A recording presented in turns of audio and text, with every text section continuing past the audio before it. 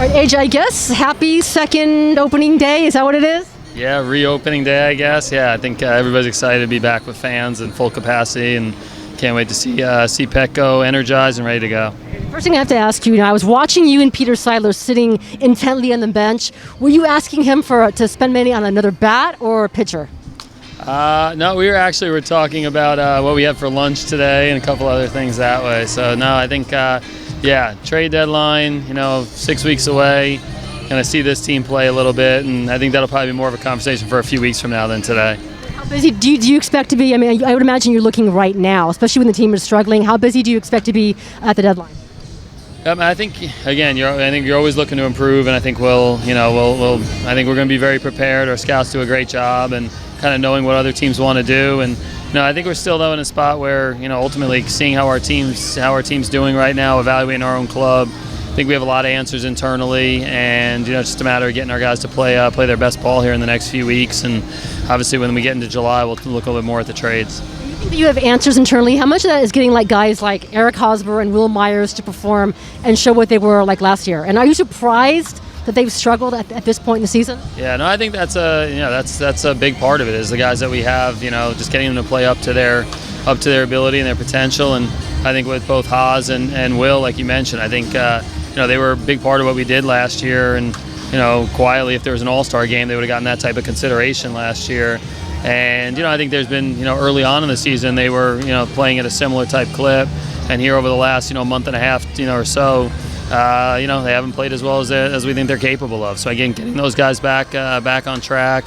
Getting guys back, on the same field together as a group. Grisham coming back, hopefully Nola coming back, Pomeranz. I think all those things are things we're going to look at in the next couple of weeks to get the team, headed in the right direction.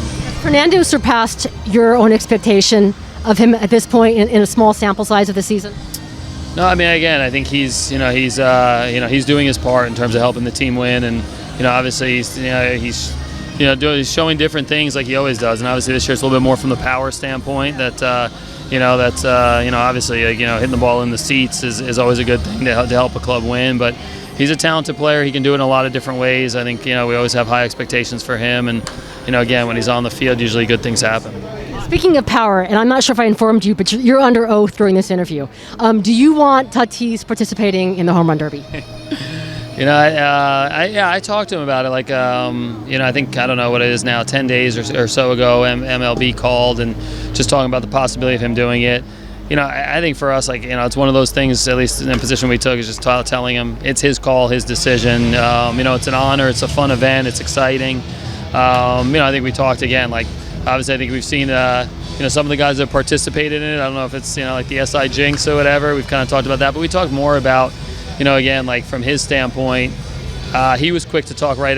His first comment was about, wanting to win and wanting to do everything possible to get the team in the postseason and looking more at, team goals than anything individually.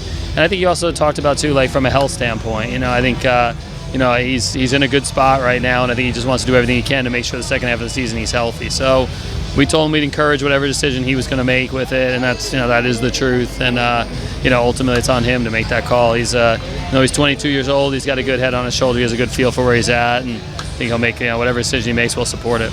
Any GM wants their star player in the home run derby. Do they kind of hold their breath a little bit just because you never know what's going to happen in that second half? I don't know. I mean, again, I think it's I was with the Texas Rangers when Josh Hamilton did it, participated, and it was one of the cool moments, honestly, seeing it for Josh, and then honestly seeing the baseball community and, the country kind of look out to him, and a great story at the time.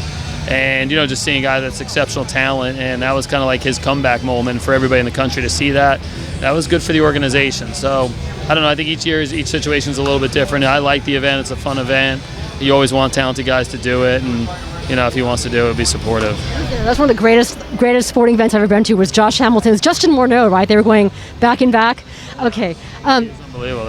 It is fun to watch. So Manny Machado, what's going on with Manny Machado? Is he just banged up and just trying to battle through injuries as far as? He's had. He's been. I think throughout the first. Throughout the first half, he's had. Like you said, it's more nagging stuff, but some things that he's playing through. But again, he loves to play. He's going to be on the field. That's his track record. We're a better team when he's on the field. he's played exceptional defense, and the bat's going to come around. And I even think in the last, honestly, in the last few games, I think there's been signs of Manny doing what he can do. He's driven in some big runs for us this year. We're a better team when he's on the field, and he's going to play games. As long as he's able to do it, he's going to get on the field and play. And I think from that standpoint, I think again, I think we know he's going to get on there and do his thing. And I think the numbers are going to be there when the season's over. How much input did you have on the swag chain? On the what? The swag chain. 0. 0. No, that's I guess from the player standpoint. Again, I think for us, you just want to focus needs to be on winning ball games and whatnot. And so it's always fun to, I think we have a dynamic group and a group that likes to have fun and enjoy themselves. But it's always on second to winning baseball games. So again, I think from that standpoint, the players understand that, and that's really what our focus needs to be over the course of the next few months. This is longer than the 4 minutes that I promised you, but I don't understand why Ryan Weathers was sent down. I mean, he's been a valuable contributor. You can't have enough pitching at this level. He shows he belongs. Why use his innings in the minors rather than here? Yeah, I think for us, in terms of giving him some regular work and giving him, the ability to go down and not bounce back and forth from the pen. I think right now we want to give him a few starts to go down there and kind of lengthen out and do it in a situation where there's some development time, along with putting himself in position for our club here this year, to step up in more of a starting role here going forward. So he's a part of the team. He's a part of the team even though he's in AAA right now. And again, I think this gives him an opportunity not to be, it's not really yanked back and forth. It's where the team has needed him so far. But ultimately, I think from our standpoint, we're valuing giving him the ability to go out, work on his 3 pitches, work on his slider, work on his changeup, do it at the minor league level. He's been good, like you mentioned. I mean, he's been able to go out, and it's a real compliment and testament to him that 21 years old, he's more than held his own for us, and he's a part of our team.